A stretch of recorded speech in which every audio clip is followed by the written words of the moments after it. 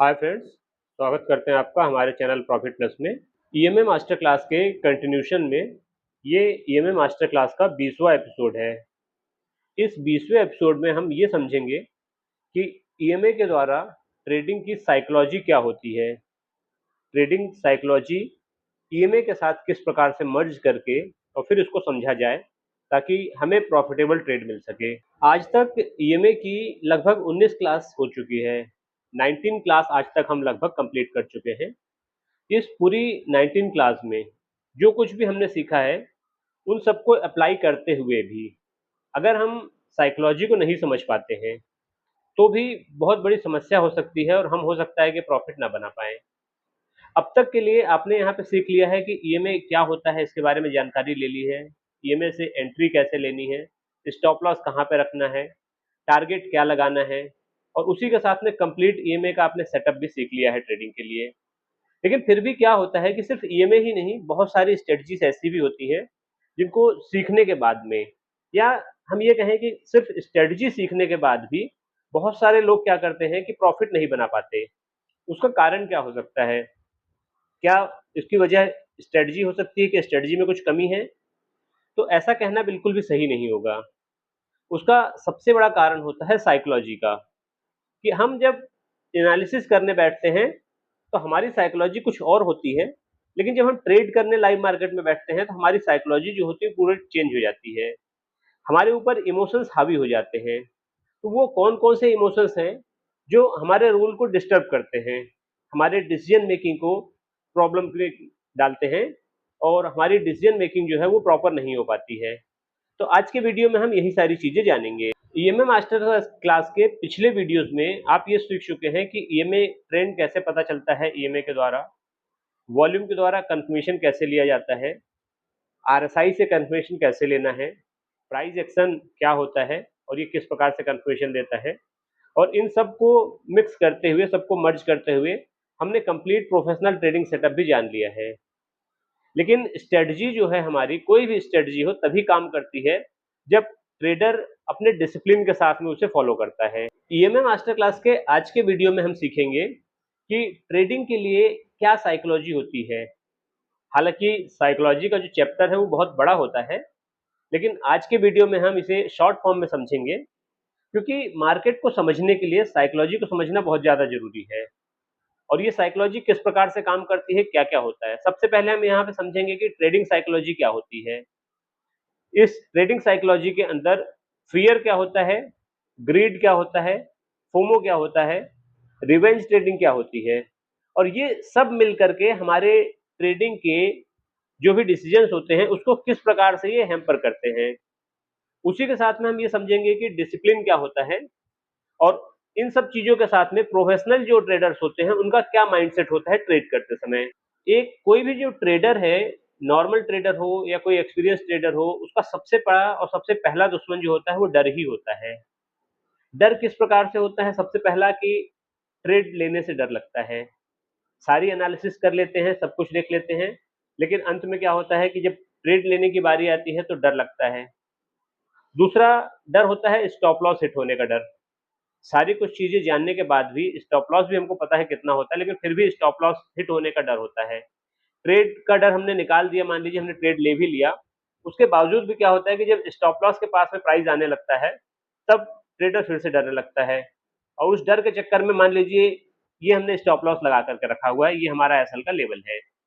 अब डर किस प्रकार से काम करता है कि प्राइस अगर स्टॉप लॉस के लेवल के पास आने लगता है, तो ट्रेडर इसको हटा करके यहाँ से थोड़ा और नीचे लगा देता है। प्राइस जब इसके भी पास नीचे आने लगता है, तो यहाँ से भी इसको हटा करके एसएल को और नीचे लगा देता है। तो इससे क्या होता है कि जैसे-जैसे एसएल को नीचे ले आते जाते हैं, एसएल हिट होने के डर से, तो ये हमारा लॉस जो होता है बढ़ाते जाता है। अगला हमारे पास में जो डर होता है वो प्रॉफिट खत्म होने का डर होता है। जैसे मान लीजिए कि हमने कोई ट्रेड ले ली और उसमें प्रॉफिट हमको अच्छा आने लगा। जब हमको प्रॉफिट आने लगा तो फिर क्या होता है कि ट्रेडर जो होता है बहुत जल्दी से उसमें से एग्ज़िट कर जाता है, कि हमने मान लीजिए प्रॉफिट हमको ₹1000 का हो चुका है।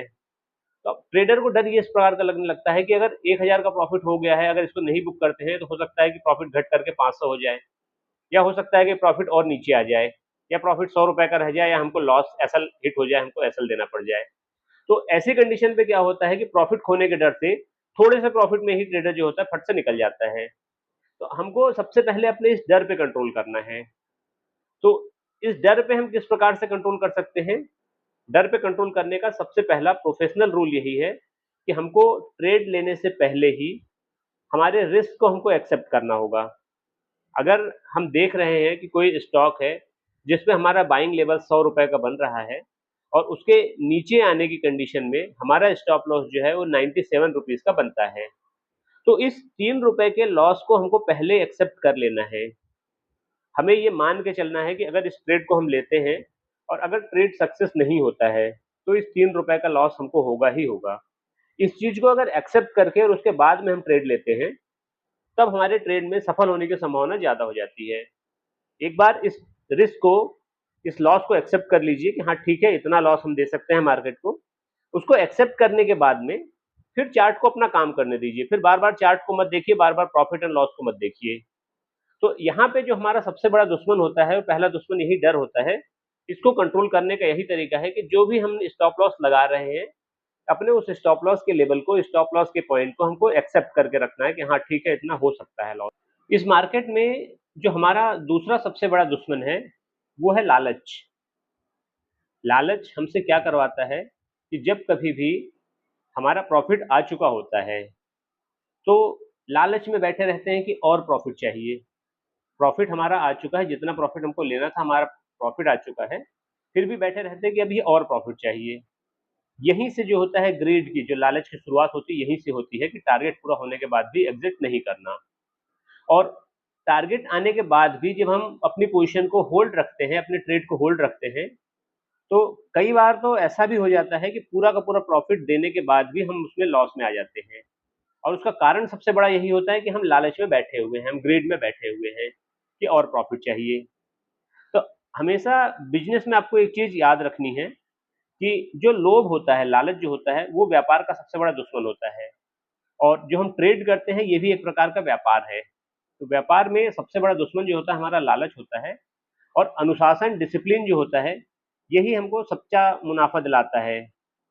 तो इसको बचने के लिए, इस ग्रीड से, लालच से बचने के लिए प्रोफ़ेशनल्स क्या तरीका अपनाते हैं, क्या रूल यूज़ करके रखते हैं कि टारगेट जो है, जिस प्रकार से स्टॉप लॉस पहले से तय होता है, उसी प्रकार से हमको टारगेट भी पहले से अपना डिफाइन करके रखना है कि हमको इतना ही टारगेट चाहिए। उस टारगेट को आने के बाद में फिर ऊपर कहीं भी चला जाए स्टॉक, हमको उस पे ध्यान नहीं देना है। हमारा टारगेट आने के बाद में हमारा प्लान जो है वो फॉलो हो रहा है, टारगेट हमारा आ चुका है, तो हमको फिर निकल जाना है, एग्ज़िट कर लेना है। और लालच से बचने का यही सबसे बेस्ट तरीका है कि जैसे ही ट्रेड एग्ज़ीक्यूट होता है, हमने इस लेवल पे ट्रेड एग्ज़ीक्यूट किया है, तो उसके ऊपर टारगेट के भी ऑर्डर हमारे पास में प्री डिफाइंड होने चाहिए, पहले से ही लग जाने चाहिए। और स्टॉप लॉस के ऑर्डर भी पहले से ही सिस्टम में लग जाने चाहिए।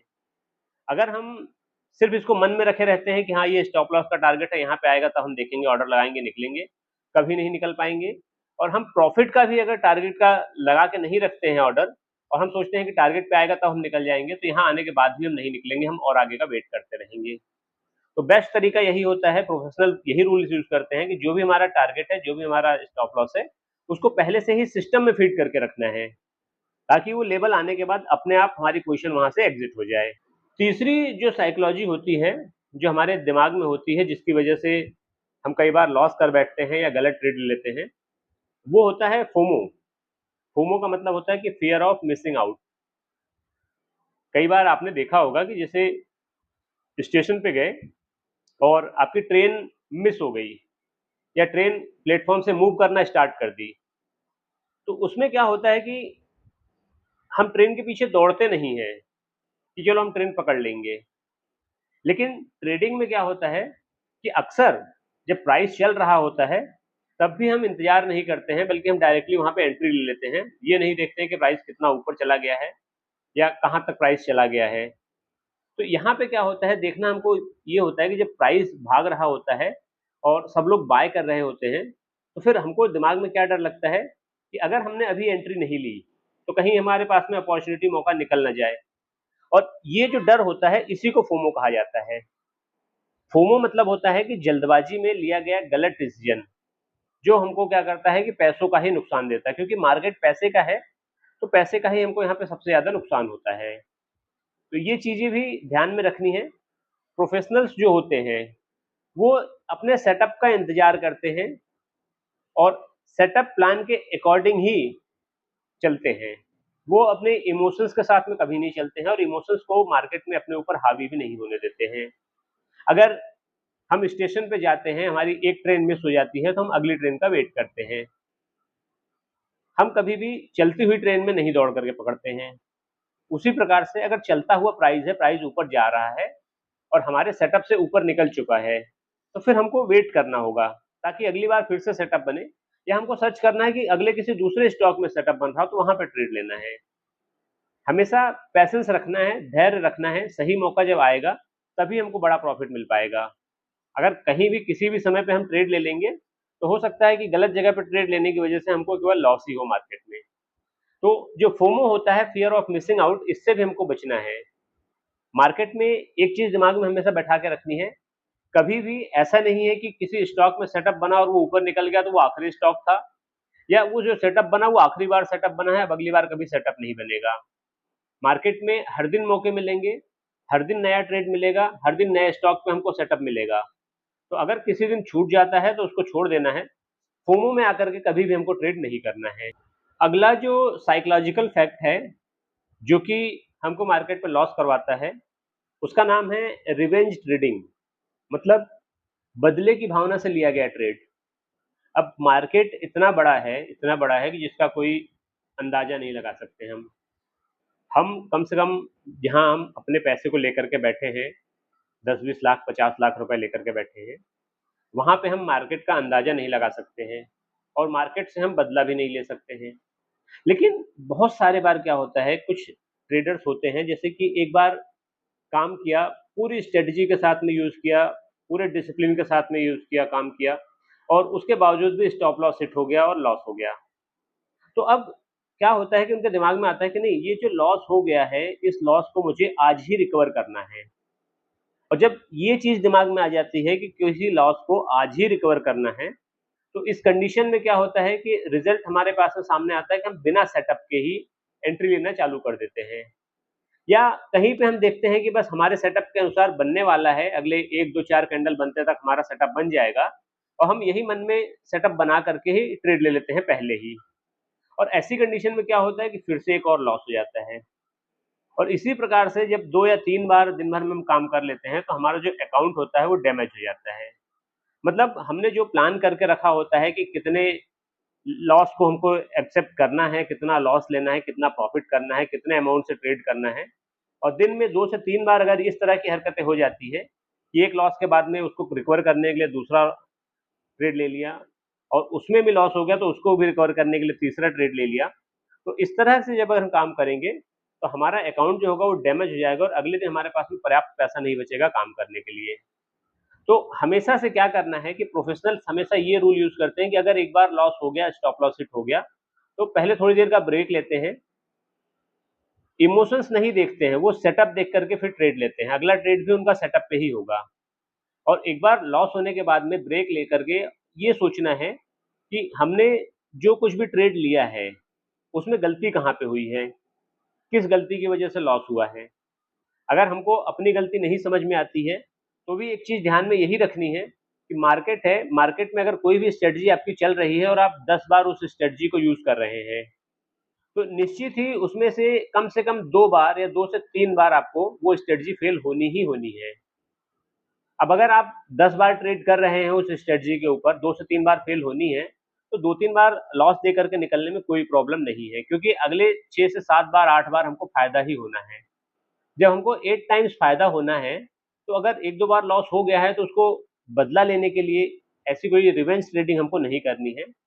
हमको एक चीज़ ध्यान में रखनी है कि अगर आज हम डिसिप्लिन्ड रहेंगे, तो हमारे पास में कल जो होगा वो कंसिस्टेंट प्रॉफ़िट मिलेगा।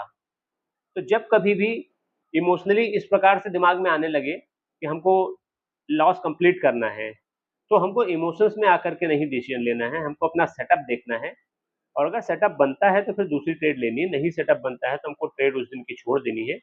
अगले दिन का इंतज़ार करेंगे हम, अगला सेटअप बनने का इंतज़ार करेंगे, जब मौका मिलेगा तब ट्रेड करेंगे।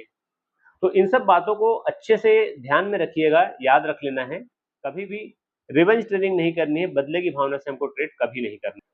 अब जबकि हमने सारी चीज़ें देख ली हैं कि क्या-क्या इमोशनल चीज़ें हैं या क्या-क्या साइकोलॉजिकल फैक्ट हैं, जिनकी वजह से हमको मार्केट में लॉस हो सकता है। तो इन सब से बचने का अगर कोई तरीका है, तो वो सिर्फ़ एक ही तरीका है और वो है डिसिप्लिन।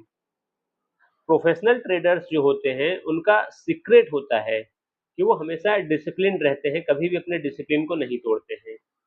और डिसिप्लिन कैसे रहा जाता है? सबसे पहली चीज़ कि हमको हमारे रूल्स जो हैं, वो नहीं चेंज करने हैं। जो एक बार रूल हमने बना लिए हैं और उन पे हमने टेस्टिंग कर ली है, सब कुछ करने के बाद जब हमने रूल बना लिए हैं, तो हमको अपने रूल्स को तोड़ना नहीं है। सबसे पहला कारण या सबसे पहली चीज़ डिसिप्लिन की यही है। दूसरी, हमको हमारे इंडिकेटर्स नहीं बदलने हैं, बार-बार इंडिकेटर्स नहीं बदलने हैं। एक जिस इंडिकेटर पे हमने अपने रूल्स बनाए हुए हैं, हमको उसी इंडिकेटर को फ़ॉलो करना है।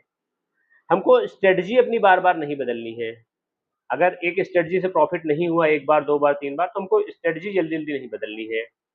और चौथी सबसे इम्पोर्टेंट चीज़ कि बार-बार एडजस्टमेंट नहीं करना है। अगर कोई स्टॉप लॉस लगा रखे हैं, तो उसको लगा रहने देना है और कोई टारगेट लगा रखा है, तो उसको लगा रहने देना है। कभी ऐसा नहीं होना चाहिए कि हमारा प्राइस जो है अगर धीरे-धीरे करके स्टॉप लॉस की तरफ आ रहा है, तो हम स्टॉप लॉस को नीचे ले जाते जाएँ, या ऐसा नहीं करना है कि हमारा प्राइस जो है धीरे-धीरे हमारे टारगेट के पास आ रहा है, तो टारगेट को हम धीरे-धीरे ऊपर ले जाते जाएँ। एक बार ट्रेड लेने के पहले हमें फिक्स कर लेना है कि हमारा स्टॉप लॉस कितना रहना है, हमारा टारगेट कितना रहना है। हर एक ट्रेड को एक जैसी प्रोसेस से ही लेना है, बार-बार प्रोसेस चेंज नहीं करना है। सबसे पहले हमको मार्केट एनालिसिस करना है, जिसमें हमको ट्रेंड मिल जाएगा और हमारा सेटअप मिल जाएगा। उसके बाद में जब हमारा ट्रेंड मिल गया है, हमको हमको सेटअप मिल गया हमारा, तो फिर हमको एक बार एंट्री रूल्स अपने चेक करने हैं। जो हमने सेटअप लगाया हुआ है, जो सेटअप लिया हुआ है, जो ट्रेंड हमने दिया हुआ है, एक बार एंट्री रूल चेक करके हमको उसको कन्फर्म करना है कि हमारा जो सेटअप मिला है हमको वो कन्फर्म है, सही है। उसके बाद में हमको स्टॉप लॉस की प्लानिंग करनी है। टारगेट प्लान करने के पहले हमको स्टॉप लॉस का प्लान करना है, हमको अपने रिस्क को पहले मैनेज करना है। क्योंकि ये मान के चलिए कि अगर ट्रेड लेने के बाद में ट्रेड हमारी डायरेक्शन में चला, टारगेट हिट हो गया तो बहुत अच्छी बात है। लेकिन अगर हमारे से अपोज़िट जाता है तो हमें कहाँ निकलना है? इसका डिसीज़न लेना सबसे ज़्यादा ज़रूरी होता है, इसलिए टारगेट प्लान करने के पहले स्टॉप लॉस को प्लान करना बहुत ज़रूरी होता है। चौथा, फिर उसके बाद में हमको अपना टारगेट प्लान करना है। Target risk and reward ratio के हिसाब से प्लान कर सकते हो, या आप प्लान कर सकते हो जो भी आपका रेजिस्टेंस लेवल बनता है वहाँ से, या कोई सप्लाई ज़ोन आपको दिखता है तो उस सप्लाई ज़ोन से, जहाँ से भी आपको लगता है। 3-4 तरीके टारगेट प्लान करने के बताए हैं, तो जिस भी तरीके से आपको लगता है आप टारगेट अपना प्लान करके रख सकते हो। और फिर लास्ट में स्टेप आता है कि हमको उस ट्रेड को एग्ज़ीक्यूट करना है। इन सारी चीज़ों को साथ में अगर जब करते हैं, तब एक डिसिप्लिन ट्रेड हमारा बनता है। मार्केट में एक चीज़ हमेशा ध्यान रखनी है कि मार्केट उन लोगों को रिवार्ड करता है जो डिसिप्लिन के साथ में कंसिस्टेंट रहते हैं। जिन्होंने जो एक बार डिसिप्लिन बना लिया है और उस डिसिप्लिन के साथ जो कंसिस्टेंट रहते हैं, मार्केट उन्हीं को रिवार्ड करता है, हर किसी को मार्केट रिवार्ड नहीं करता है। तो हमको इमोशन पे काम नहीं करना है, हमको डिसिप्लिन के साथ में काम करना है। डिसिप्लिन जो होगा वो क्या-क्या काम करेगा कि आपका इमोशंस को आपके कंट्रोल में रखेगा, माइंड को आपके स्ट्रॉन्ग बनाएगा, बड़े लॉसेस से आपको बचाएगा, और अगर डिसिप्लिन रखते हैं तो कंसिस्टेंट आपको प्रॉफिट भी मिलता रहेगा। तो डिसिप्लिन जो है वो ऐसा नहीं है कि चॉइस से आता है, मतलब discipline is not a choice, it is a habit, और हैबिट आपको क्या करती है, सक्सेसफुल बनाती है। तो हमेशा के लिए ध्यान में ये बात रखनी है कि जब भी कभी ट्रेड ले रहे हैं, तो हर एक तरीके से अच्छे से एनालाइज़ करने के बाद में, सारा कुछ चीज़ें देखने के बाद में, टारगेट स्टॉप लॉस सब प्लान करने के बाद में, तब जाकर के हमको अंत में ट्रेड लेना है। और ट्रेड लेने के बाद में जो कुछ भी हमने उसके पहले प्लान किया हुआ था, उसमें कुछ भी चेंजेस नहीं करने हैं। अगर टारगेट हिट हो रहा है, तो टारगेट हिट होने दीजिए, प्रॉफिट बुक कीजिए। स्टॉप लॉस अगर हिट हो रहा है, तो स्टॉप लॉस को भी हिट होने दीजिए, और अपना जो कुछ भी लॉस है, वो मार्केट को दे करके बाहर निकलिए ट्रेड से। अब जबकि हमने पूरा सेटअप देख लिया है, सारे साइकोलॉजिकल फैक्ट्स देख लिए हैं, तो इन सब के साथ में क्या होता है, हमने एक शब्द सुना है कई बार कि प्रोफेशनल, प्रोफेशनल, प्रोफेशनल। ये आखिर प्रोफेशनल माइंडसेट होता क्या है, एक बार इसको भी समझ लेते हैं। तो जो प्रोफेशनल ट्रेडर्स होते हैं, वो क्या करते हैं कि हर प्रॉफिट या हर ट्रेड जो होता है उसमें वो प्रॉफिट नहीं देखते हैं। उनका उद्देश्य ये नहीं होता है कि हमको हर ट्रेड में प्रॉफिट लेना है, या जो कहीं भी चांस मिल रहा है तो हमको वहाँ पे ट्रेड लेना ही लेना है। उनका फोकस जो होता है वो लॉन्ग टर्म परफॉर्मेंस पे होता है, शॉर्ट टर्म पे नहीं होता है। और एक चीज मार्केट के लिए हमेशा आपको याद रखनी है कि ट्रेडिंग जो है ये एक प्रकार की छोटी सी रेस, स्प्रिंट 100 मीटर 200 मीटर की नहीं है, ये एक मैराथन है जो कि लंबी चलती है। तो आपको भी लंबी दौड़ में सिर्फ टिके रहना ज्यादा जरूरी होता है। तो प्रोफेशनल जो होते हैं उनका फोकस किस चीज पे होता है? Capital protection. इस पे सबसे ज्यादा प्रोफेशनल फोकस करते हैं। जो भी हमारा कैपिटल है वो सुरक्षित रहना चाहिए। अगर कैपिटल हमारे पास में सुरक्षित रहता है तो हम ट्रेड तो कभी भी ले सकते हैं, प्रॉफिट कभी भी कर सकते हैं। रिस्क मैनेजमेंट बहुत ज्यादा जरूरी होता है, जिसको वो समझते हैं प्रोफेशनल बहुत अच्छे तरीके से। अगर हमने रिस्क मैनेज करके रखा है तो हम मार्केट में टिके रहेंगे, हमारा कैपिटल जो है प्रोटेक्टेड रहेगा। और सबसे बड़ी बात कि वो प्रोसेस पे ज्यादा ध्यान देते हैं। उनके लिए प्रोसेस ज्यादा इंपॉर्टेंट है। जो प्रोसेस अब तक हमने देखी है कि पहले मार्केट एनालिसिस करना है, उसके बाद में हमको ट्रेंड एनालिसिस करना है, उसके बाद में हमको अपने मैनेज करना है रिस्क को, उसके बाद में हमको प्रॉफिट कितना लेना है, हमको रिवार्ड अपना देखना है। तो ये जो प्रोसेस हमने देखा है, तो प्रोफेशनल जो होते हैं वो प्रोसेस को ज्यादा मायने रखते हैं, ज्यादा मायने देते हैं। और इन सब के साथ में क्या होता है कि शॉर्ट टर्म ट्रेडिंग जो होती है उसको ना दे करके वो लॉन्ग टर्म कंसिस्टेंसी को ज्यादा इंपॉर्टेंस देते हैं। और अगर हम प्रॉफिट प्लस की बात करते हैं, जहां पे आप आज तक ये वीडियो अब तक देखते चले आ रहे हैं पूरे सीरीज का, प्रॉफिट प्लस का भी कहना सिर्फ यही होता है कि आपको अपना कैपिटल जो है उसको बचा करके ट्रेड करना है। लेकिन अब इसका ये भी मतलब डायरेक्ट ये भी नहीं है कि आपको ट्रेड ही नहीं करनी है क्योंकि कैपिटल प्रोटेक्ट करके रखना है। तो हमेशा ध्यान इस बात पे लगाना है कि जो भी हमारा कैपिटल है उसको रिस्क मैनेजमेंट के साथ में हमको सेव रखना है। जब कभी भी हम ट्रेड लेते हैं तो हमको पूरे अच्छी तरीके से मार्केट को एनालाइज करने के बाद में ही ट्रेड लेना है। प्रोफेशनल्स का जो माइंडसेट होता है, प्रोफेशनल माइंडसेट ही आपको क्या करता है कि एवरेज ट्रेडर से अलग बनाता है। और माइंडसेट अगर आप अपना बदल लेते हैं तो ट्रेडिंग में भी आपके बहुत बड़े बदलाव आने चालू हो जाएंगे। अब जबकि हमने सारा कुछ पढ़ लिया है, समझ लिया है, तो एक बार इस पूरे एपिसोड को समराइज कर देते हैं कि इसमें हमने क्या क्या चीजें देखी हैं। तो आज के एपिसोड में आपने जो सीखा है वो ये सीखा है कि डर क्या होता है, इससे कैसे बचा जाए। ग्रीड, लालच क्या होता है, इससे कैसे बचा जाए। फोमो क्या होता है, इससे किस प्रकार से बचना है। और रिवेंज ट्रेडिंग क्या होती है, इससे कैसे बचना है। डिसिप्लिन आपके किस तरह से काम आता है और आपको प्रॉफिट दिला सकता है। साथ ही प्रोफेशनल माइंडसेट क्या होता है, ये चीजें भी आपने आज समझ ली। तो ट्रेडिंग में जो चीजें होती हैं, हमको प्लान करना होता है, एक प्रोसेस बनाना होता है, पैसेंस रखना होता है और डिसिप्लिन के साथ में ट्रेड करना होता है। तो ये सारी चीजें हमने आज के एपिसोड में सीखी है। और ये सारी चीजों को अगर आपने मास्टर कर लिया, समझ लिया, तो यही आपके ट्रेडिंग करियर के सक्सेस का फॉर्मूला होगा। जैसा कि हर ट्रेड में या हर एपिसोड के लास्ट में आपको होमवर्क मिलता आ रहा है, तो आज भी हम एक होमवर्क आपको देते हैं, इसको आपको कंप्लीट करना है। सबसे पहला काम क्या करना है कि अपनी पिछली कोई भी 10 ट्रेड आपको देखनी है और उन 10 ट्रेड में आपको ये देखना है कि हर ट्रेड के सामने आपको क्या हुआ, मतलब हर ट्रेड के सामने आपको लिखना है, अपनी चेकलिस्ट बना लेनी है। और 10 ट्रेड में हर ट्रेड के सामने आपको लिखना है कि कहाँ पे फियर था, आप फियर की वजह से निकले। कहाँ पे ग्रीड था, आपने ग्रीड की वजह से लॉस किया। फोमो में कहाँ पे आपने एंट्री करी है, कहाँ पे आपको फोमो दिखा। रिवेंज ट्रेडिंग कब कब आपने की और रूल्स फॉलो किए या नहीं किए। फिर वो सारी चीजें आपको कमेंट में बतानी है।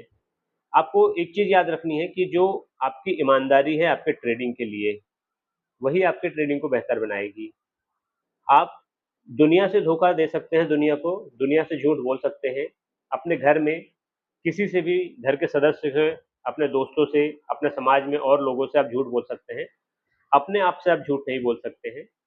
सो ट्रेडिंग में अगर आपको सक्सेस होना है तो आपको एक चार्ट बना लेना है इस तरह से, जिनमें आपको सारी चीजें नोट करनी है।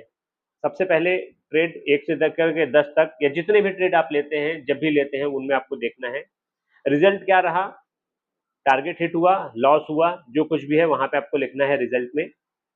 फिर अगर जो कुछ भी रिजल्ट आया है उसमें क्या फियर था, ग्रीड थी, फोमो था, रिवेंज ट्रेडिंग में लिया था, या रूल्स फॉलो किए थे, कहाँ पे कहाँ रूल्स फॉलो करना भूल गए थे, ये सारी चीजें आपको टिक मार्क करनी है। और उनके आगे अगर कुछ आपको नोट्स लगते हैं तो आपको अपने नोट्स लिखने हैं। इस प्रकार से आप अपना एक जनरल बना लीजिए। ट्रेड जनरल कहलाएगा वो आपका, और उसमें सारे कुछ भी आपके ट्रेडिंग से रिलेटेड चीज़ें आप नोट कीजिए, किसी को मत दिखाइए, खुद पढ़िए, खुद समझिए और खुद से उसको एनालाइज करिए। इसी तरह का क्रम अगर आप करना चालू करते हैं, 1 महीने, 2 महीने, 3 महीने इस तरह से करते हैं, तो आपकी ट्रेडिंग में बहुत ज़्यादा सुधार आएगा और हर चीज़ में आपको कंप्लीट करके यहाँ पे देखना है। एक लास्ट आपसे एक रिक्वेस्ट होगी कि आप इस वीडियो को अगर पूरा कंप्लीट देखते हैं, तो एक बार आपको कमेंट में जाकर के लिख देना है कि माइंडसेट एनालिसिस कंप्लीटेड। इतना आपको यहाँ पे जाकर के लिख देना है, तो हम समझ जाएंगे कि आपने पूरा वीडियो देखा है और पूरे रूल्स को आप फॉलो करेंगे। ईएमए की मास्टर क्लास का ये आपका आज का फाइनल एपिसोड था। आज यहाँ पे ईएमए की मास्टर क्लास जो है वो कंप्लीट होती है। सो इस क्लास को कंप्लीट होने के समय पे आज तक अगर आपने पूरे वीडियोस को ध्यान से देखा है, पूरे 20 वीडियोस हैं, अगर इनको आपने पूरे ध्यान से देखा है, तो अब आप बहुत अच्छी तरह से जानते हैं कि आपने ईएमए फाउंडेशन क्या होता है, ये आप समझ चुके हैं बहुत अच्छे से। ट्रेंड एनालिसिस करना आप जान चुके हैं, पुल बैक स्ट्रेटजीज आप सीख चुके हैं, मल्टी टाइम फ्रेम एनालिसिस कैसे करना है ये आप जान चुके हैं, एंट्री कैसे करनी है, स्टॉप लॉस टारगेट कैसे सेट करना है आप जान चुके हैं और कंप्लीट प्रोफेशनल सेटअप जो है उसको आप पूरा कर चुके हैं। ट्रेडिंग साइकोलॉजी आपने आज ही सीखी है। इतना सब कुछ आपने पूरे 20 एपिसोड में ईएमए के आपने सीख लिया है। तो सबसे पहले कांग्रेचुलेशन, आप लोगों को बधाई हो, आपने ईएमए की मास्टर क्लास का सफर जो है पूरा कर लिया है। लेकिन सीखना जो है वो भी खत्म नहीं करना है। अब यहाँ पे क्या होगा कि इन सारे कॉन्सेप्ट की जो भी कॉन्सेप्ट आपने यहाँ पे सीखे हैं, उनको आपको डेली चार्ट पे, वीकली चार्ट पे या 10 मिनट, 15 मिनट जिस भी चार्ट पे हो, आपको वहाँ पे अपने इनकी प्रैक्टिस करनी है। जितनी ज़्यादा आप प्रैक्टिस करेंगे, उतना ही आपको ट्रेडिंग जो होगा आपका स्ट्रांग होता जाएगा। आपको प्रैक्टिस करते हुए अपना जनरल बनाना है, उसमें ये सारी चीज़ें आपको नोट करनी है। अब इतना सब करने के बाद में आप तैयार हैं, अगर आप पूरी प्रैक्टिस कर लेते हैं, पूरे सेटअप को जान लेते हैं, तब आप तैयार हैं प्रोफेशनल्स की तरह ट्रेड करने के लिए। और आपको एक चीज़ याद रखनी है बहुत अच्छे तरीके से कि एक प्रोफेशनल ट्रेडर बनने का रास्ता जो होता है, वो नॉलेज से शुरू होता है। लेकिन पहुंचता कहाँ पे है? सक्सेस पे जाकर के। और नॉलेज से स्टार्ट होकर के सक्सेस तक पहुंचने के लिए प्रैक्टिस जो होती है वो बीच में बहुत ज़्यादा ज़रूरी होती है। नॉलेज लेना बहुत आसान है, थोड़ी देर का काम है और उसको सक्सेस तक ले जाने के लिए प्रैक्टिस करनी पड़ती है। जो सफ़र प्रैक्टिस का होता है बहुत मुश्किल होता है। इसमें डिसिप्लिन बहुत ज़्यादा ज़रूरी होता है, जो कि आपकी कंसिस्टेंसी को बना के रखता है। आज तक आपने अगर सारे वीडियोस को देखा है, तो अच्छी तरह से आप समझ चुके होंगे कि डिसिप्लिन की क्या वैल्यू होती है मार्केट में ट्रेड करने के लिए। एक बार अंत में आप सभी का धन्यवाद। आपने ईएमए की मास्टर सीरीज को कंप्लीट देखा है, ईएमए मास्टर क्लास को पूरा किया है। प्रॉफिट प्लस की तरफ से आपको एक बार धन्यवाद। अब हम मिलते हैं अगले किसी और वीडियो में, किसी दूसरी सीरीज को लेकर के। साथ ही अगर आपको किसी स्पेशल इंडिकेटर के बारे में या किसी इंडिकेटर स्पेशल चीज़ के बारे में आपको जानना है ट्रेडिंग से रिलेटेड, तो आप कमेंट करके बताइए। हम एक डेडिकेटेड वीडियो उसके लिए ज़रूर बनाएंगे, जिसमें कंप्लीट सारी चीज़ें हम कवर करेंगे, ताकि आपको उस पर्टिकुलर टॉपिक से रिलेटेड और कहीं भी ना जाना पड़े और सारी चीज़ें आपको यहाँ पे मिल जाएँ। एक बार फिर से आपका बहुत-बहुत धन्यवाद। मिलते हैं अगले किसी वीडियो में, तब तक के लिए जय हिंद, जय ट्रेडिंग।